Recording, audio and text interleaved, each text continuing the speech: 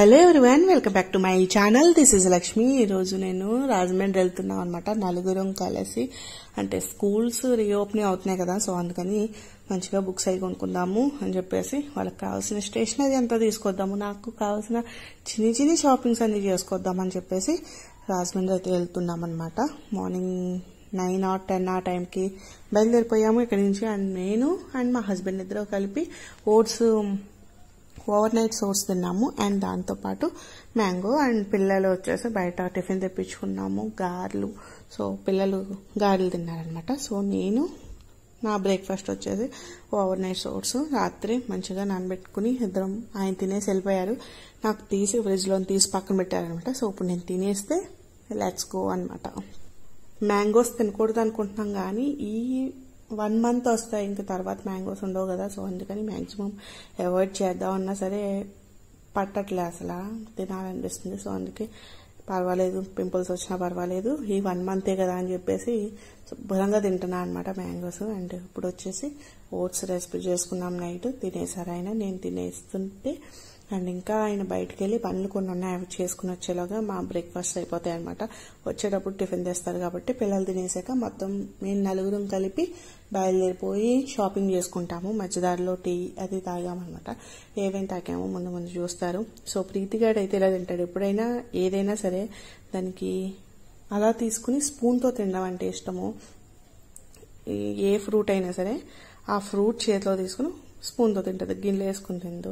So ఇక్కడైతే మధ్యలో ఆగి మంచిగా నేను కాఫీ తాగాను. అండ్ మా ఆయన వచ్చేసి టీ తాగాడు. ప్రీతమ్మేమో ఓరియో మిల్క్ షేక్, మనుగాడు చాక్లెట్ షేక్. సో నలుగురు 4 తీసుకున్నాము. అందుకే కొంచెం లేట్ అయిందనమాట. ఒక్కొక్కరికి ఒక్కొక్కటి కదా రెడీ చేసి ఇవ్వాలి కాబట్టి, సో ఒక్కొక్కరికి ఒక్కొక్కటి కదా, సో అందుకని కొంచెం లేట్ అయింది. కానీ త్వరగానే ఫినిష్ చేసుకుని మా షాపింగ్ చేసుకుని అన్ని ఇంటికి వచ్చేటప్పటికి మాకు అప్రాక్సిమేట్లీ 5 అయిపోయినట్టుంది ఈవినింగ్. సో ఆ రోజు మంచి ఎండ అండ్ వర్షం పెద్దగా లేదు కానీ కొంచెం అలా మబ్బుగా ఉంది.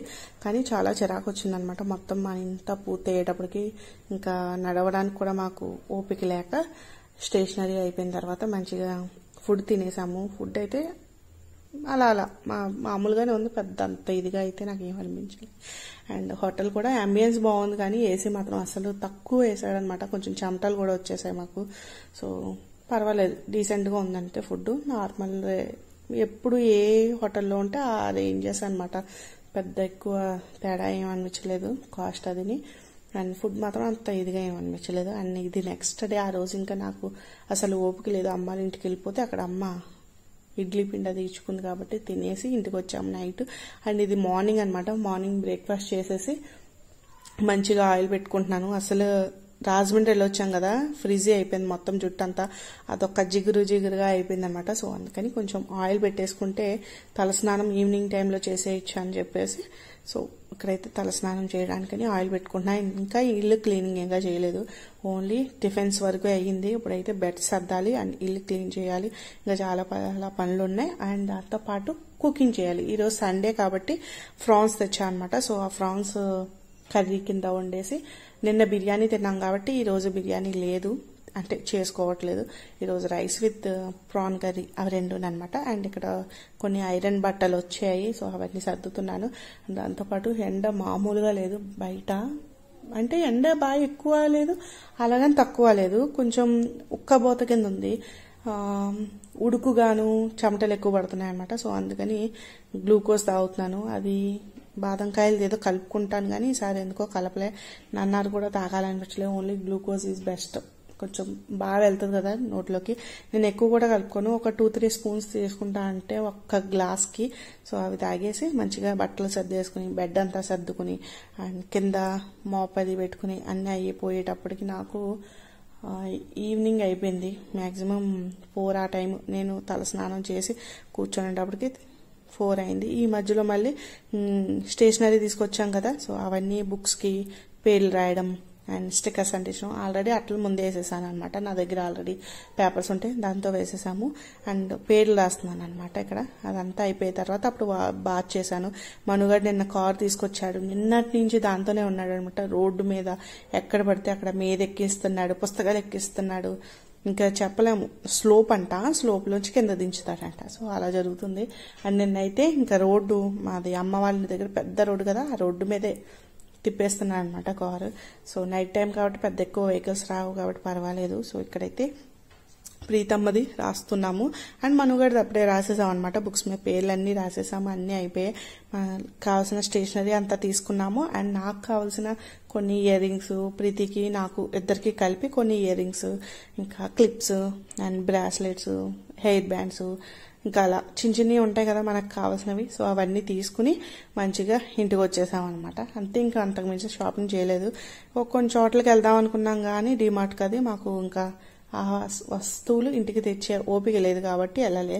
సో నేను ఒక్కొక్కటి చూపిస్తా, అన్ని పెట్టుకుని ఎలా ఉన్నాయో కింద కామెంట్ చేసి చెప్పండి.